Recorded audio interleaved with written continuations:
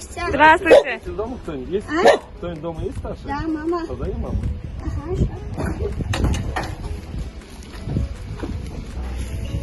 Здравствуйте.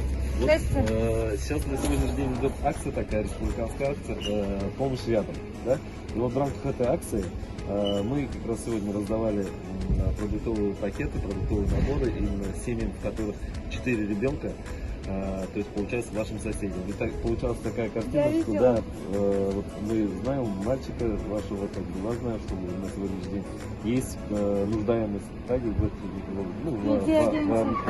во многих вещах. И мы решили сделать со своей стороны, тоже сделать вам продуктовый пакет.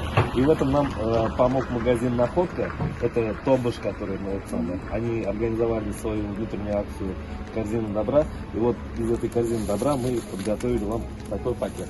Очень большое спасибо вам. Огромное спасибо. Давайте, берегите себя и своих близких. Находитесь на самоизоляции.